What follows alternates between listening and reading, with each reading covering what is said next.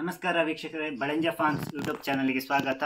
ನಾವು ಇವತ್ತು ಹೊಸ ಒಂದು ತಾಳೆ ವರ್ಗದ ಒಂದು ಹಣ್ಣಿನ ತೋರಿಸ್ತೀವಿ. ತೆಂಗಿನಕಾಯಿ ಇರ್ಬೋದು, ಅಡಿಕೆ ಇರ್ಬೋದು ಅಥವಾ ಖರ್ಜೂರ ಇರ್ಬೋದು, ಈ ಜಾತಿಯ ಕುಟುಂಬದ ಹಣ್ಣಿನ ಜೊತೆಗೆ ನಾವು ಬರ್ತಾ ಇದ್ದೇವೆ. ಹೊಸ ಹಣ್ಣು ಇದು.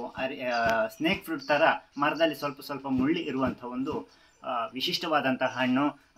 ನೀವು ನೋಡ್ತಾ ಇದ್ದೀರಿ ಬಳಂಜ ಫಾರ್ಮ್ಸ್ ಯೂಟ್ಯೂಬ್ ಚಾನೆಲ್. ನಾನು ಅನಿಲ್ ಬಳಂಜ. ನಮ್ಮ ಚಾನಲನ್ನು ಆದಷ್ಟು ಸಬ್ಸ್ಕ್ರೈಬ್ ಮಾಡಿ, ಜೊತೆಗೆ ಕೊನೆಯವರೆಗೂ ಕೂಡ ನೋಡಿ ಅಂತ ಹೇಳ್ತಾ ಮುಂದುವರಿಸ್ತಾ ಇದ್ದೇನೆ. ಇದು ಥೈಲ್ಯಾಂಡ್ನಿಂದ ಆಮದು ಮಾಡಿಕೊಂಡಿರುವಂತಹ ಪೀಚ್ ಪಾಮ್ ಅಂತ ಹೇಳುವಂಥದ್ದು ಅರೇಕೇಸಿಯ ಕುಟುಂಬದ ಒಂದು ಹಣ್ಣಾಗಿದೆ. ಇದರ ಗಿಡಗಳನ್ನು ನಾವು ಇಂಪೋರ್ಟ್ ಮಾಡಿರುವಂಥದ್ದು. ಜೊತೆಗೆ ಹಣ್ಣನ್ನು ಕೂಡ ತರಿಸ್ಕೊಂಡಿದ್ದೇವೆ. ಯಾವ ರೀತಿ ಇದೆ ಅಂತ ಹೇಳುವಂಥದ್ದನ್ನು ನಾವು ನಿಮಗೆ ತೋರಿಸ್ಕೊಡ್ಲಿಕ್ಕೋಸ್ಕರ ಇಲ್ಲಿ ನಾವು ಇದರ ಹಣ್ಣನ್ನು ನಾವು ಓಪನ್ ಮಾಡಲಿಕ್ಕಿದೆ. ನೋಡಿ, ಇದನ್ನು ಹೇಗೆ ಅಂತ ಹೇಳಿದ್ರೆ, ಇದು ತಾಜಾ ಹಣ್ಣು. ಇದನ್ನು ಹೀಗೆ ಓಪನ್ ಮಾಡಲಿಕ್ಕೆ ಆಗ್ತಾ ಇಲ್ಲ, ಯಾಕಂತಂದ್ರೆ ಇದು ಹಾಗೆ ತಿನ್ನುವಂಥದ್ದಲ್ಲ. ನಿಮಗೆ ಗೊತ್ತಿರ್ಬೋದು, ದಬಾಯಿ ಫ್ರೂಟ್ ಅಂತ ಹೇಳಿದೆ, ಕೆನರಿಯಂ ಸ್ಪೀಸೀಸ್ ಇಂದು. ಅದು ಕೂಡ ಹಾಗೇನೆ. ಇದು ಎಷ್ಟೇ ಹಣ್ಣಾದ್ರೂ ಕೂಡ ಇದನ್ನು ತಿನ್ನುವ ಹಾಗಿಲ್ಲ. ಇದನ್ನ ಬಿಸಿ ನೀರಿಗೆ, ಕುದಿಸಿದ ಬಿಸಿ ನೀರು, ಬಿಸಿ ಇರುವಂತಹ ನೀರಿಗೆ ಹಾಕಿ ಅದನ್ನ ಫರ್ಮೆಂಟೇಷನ್ ಮಾಡ್ತೇವೆ. ಯಾಕಂದ್ರೆ ಈ ತರ ನೀರಿನಲ್ಲಿ ಮುಳುಗಿಸಿಬಿಡ್ತೇವೆ. ಇದನ್ನ ಕುದಿಯುವ ನೀರಿನಲ್ಲಿ ಹಾಕೊಳ್ಬೇಕಾಗ್ತದೆ. ಬಿಸಿ ನೀರಿನಲ್ಲಿ ಹಾಕೊಡುವಂಥದ್ದು ಸುಮಾರು 5 ನಿಮಿಷದವರೆಗೆ.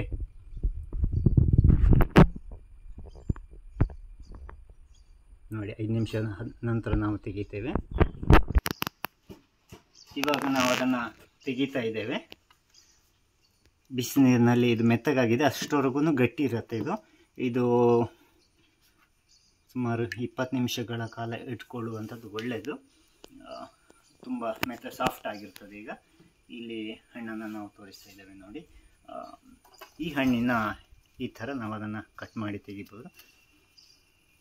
ತುಂಬ ಬಟರ್ ಫ್ರೂಟ್ ಥರ ಸಾಫ್ಟ್ ಆಗಿರ್ತದೆ. ಈಗ ನೋಡಿ, ಹಣ್ಣಿನ ಒಳಗಡೆ ಬೀಜವನ್ನು ನಾನು ನಿಮಗೆ ತೋರಿಸ್ಕೊಡ್ತೇನೆ. ನೋಡಿ, ಅಲ್ದಿದ್ದರೆ ತುಂಬ ನಮ್ಮ ಅಡಿಕೆ ಹಣ್ಣು ಹಾಗೆ ನಾರಿರ್ತದೆ.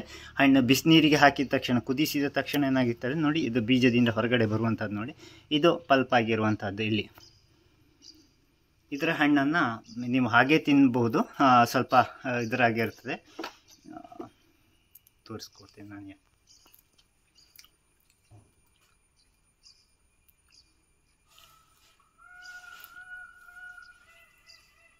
ಒಂದು ರೀತಿಯಲ್ಲಿ ಗೆಣಸಿನ ಹಾಗೆ ಚೆನ್ನಾಗಿದೆ. ಗೆಣಸಿನ ಥರ ಹಿಟ್ಟಿಟ್ಟಾಗಿರುವಂಥದ್ದು, ನಾರು ಇರೋದಿಲ್ಲ ಇದರಲ್ಲಿ.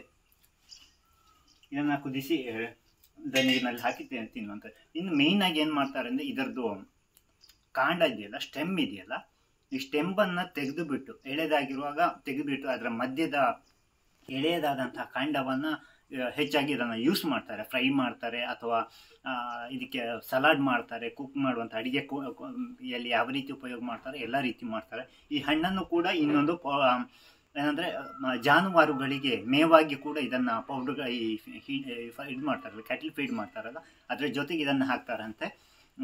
ಇದು ಸೌತ್ ಅಮೇರಿಕಾದ ಒಂದು ವಿಶೇಷವಾದಂತಹ ಅರೇಕೇಸಿ ಅಡಿಕೆ ಕುಟುಂಬದ್ದು. ನೋಡಿ, ನಮಗೆ ಗಿಡಗಳ ಜೊತೆಗೆ ಸುಮಾರು 500 ಗಿಡಗಳನ್ನು ತರಿಸ್ಕೊಂಡಿದ್ದೇವೆ.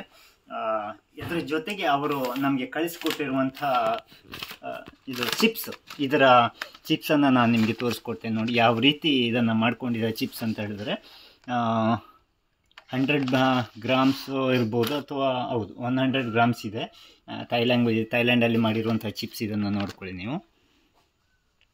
ಇದನ್ನು ನೋಡಿ, 100 ಬಾತ್ ಒಂದು ಗಿಡಕ್ಕೆ ಅಂದರೆ ಹತ್ರ 250-300 ರೂಪಾಯಿಯ ಇಂಡಿಯನ್ ರುಪೀಸ್ ಆಗುತ್ತೆ.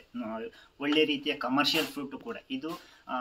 ನಿಮಗೆ ಇಲ್ಲಿ ಸೌತ್ ಅಮೇರಿಕಾ ಇರ್ಬೋದು, ಅಥವಾ ಈ ಹ್ಯುಮಿಡಿಟಿ ಇರುವಂಥ ಜಾಗ ಇರ್ಬೋದು, ಈ ತಾಳೆ ಅಡಿಕೆ ಗಿಡಗಳು ಎಲ್ಲೆಲ್ಲಿ ಬೆಳೀತಾವೋ ಅಲ್ಲಲ್ಲೇ ಕೂಡ ಇವುಗಳನ್ನು ಸಮೃದ್ಧವಾಗಿ ಬೆಳೆಸ್ಕೊಳ್ಬೋದು. ಅಡಿಕೆ ಗಿಡಗಳು ಹಾಗೆ ಬಹಳ ಶೀಘ್ರವಾಗಿ 3-4 ವರ್ಷ 5 ವರ್ಷ ಒಳಗಡೆ ಫ್ಲವರ್ನ ಬರುವಂಥದ್ದು. ಆವಾಗ 4ರಿಂದ 5 ಗೊನೆ ಅಡಿಕೆ ಹಾಗೆ ಬರ್ತದೆ.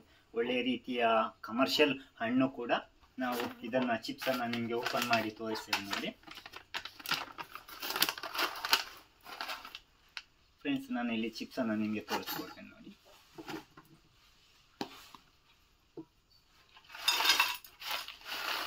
ಯಾವ ರೀತಿ ಚಿಪ್ಸನ್ನು ಮಾಡ್ಕೊಂಡಿದ್ದಾರೆ ಅಂತ ಹೇಳುವಂಥದ್ದು ನಾನು ನಿಮಗೆ ತೋರಿಸ್ತೀನಿ. ತುಂಬ ಕ್ರಿಸ್ಪಿಯಾಗಿರ್ತದೆ. ನಮ್ಮ ಗೆಣಸು ಇರ್ಬೋದು, ಬಾಳೆಕಾಯಿ ಚಿಪ್ಸ್ ಇರ್ಬೋದು, ಅಥವಾ ಮರಗೆಣಸಿನಲ್ಲಿ ಮಾಡ್ತಾರಲ್ಲ, ಅದೇ ಥರದ ಕ್ರಿಸ್ಪಿನೆಸ್ ಇದೆ. ಆರೋಗ್ಯಕ್ಕೆ ಬಹಳ ಉತ್ತಮವಾದಂತಹ ಪ್ರೋಟೀನ್ಗಳಿರ್ಬೋದು, ಕಾರ್ಬೋಹೈಡ್ರೇಟ್ ಇರ್ಬೋದು, ಫೈಬರ್ಸ್ ಮುಖ್ಯವಾಗಿ ಈ ತಾಳೆ ವರ್ಗದಲ್ಲಿ ಫೈಬರ್ಸ್ ಬಹಳ ಚೆನ್ನಾಗಿ ಕೊಡ್ತದೆ ಇದು ಆಹಾರದಲ್ಲಿ. ಜೊತೆಗೆ ಒಳ್ಳೆಯ ರೀತಿಯ ಗಿಡಗಳು. ಖಂಡಿತವಾಗಿಯೂ ಕೂಡ ಇದನ್ನೊಂದು ವ್ಯಾವಹಾರಿಕ ಸ್ಕೇಲಲ್ಲಿ, ವ್ಯಾವಹಾರಿಕ ದೃಷ್ಟಿಯಲ್ಲಿ ಇದನ್ನು ಬೆಳ್ಕೊಳ್ಬೋದು ಅಂತ ಕಾಣಿಸ್ತದೆ. ಯಾಕಂದರೆ ಇತ್ತೀಚೆಗಷ್ಟೇ ಥೈಲ್ಯಾಂಡ್ನಲ್ಲೇ ಬಹಳಷ್ಟು ಕ್ಷೇತ್ರವನ್ನು ಲಗ್ಗಿಡ್ತಾ ಇದೆ ಇದು ಪೀಚ್ ಪಾಮ್ ಅಂತ ಹೇಳುವಂಥದ್ದು. ನೋಡಿ, ಬೀಜಗಳು ನಮ್ಮ ಅಡಿಕೆಗೆ ಬೀಜದಷ್ಟು ದೊಡ್ಡದಿರೋದಲ್ಲ, ಬಹಳ ಚಿಕ್ಕದಾದಂತಹ ಬೀಜಗಳು. ಹಣ್ಣುಗಳು ಕೂಡ ಅಷ್ಟೇ, ನಿಮಗೆ ಇಲ್ಲಿ ಕಾಣಿಸ್ಕೊಳ್ತೀನಿ ನಾನು. ನೋಡಿ, ಈ ಹಿಂದೆ ತೋರಿಸ್ಕೊಟ್ಟೆ, ಬಹಳ ಮೃದುವಾಗಿರ್ತದೆ. ಬಿಸಿ ನೀರಿಗೆ ಹಾಕಿದ ತಕ್ಷಣ ಬಹಳ ಬೇಗನೆ ಬೀಜ ಹೊರಗಡೆ ಬಂದುಬಿಡ್ತದೆ. ಫ್ರೆಂಡ್ಸ್, ನೀವು ಕೂಡ ಹೊಸ ಹಣ್ಣಿನ ಸವಿಯೋದಕ್ಕೆ ನಮ್ಮ ಜೊತೆ ಇದ್ದೀರಿ ಅಂತ ಹೇಳ್ತಾ ಇವತ್ತಿನ ಎಪಿಸೋಡನ್ನು ಮುಗಿಸ್ತೇವೆ. ಮತ್ತೆ ಹೊಸ ಹಣ್ಣುಗಳೊಂದಿಗೆ ನಿಮ್ಮ ಜೊತೆಗೆ ಅನಿಲ್ ಬಳಂಜ.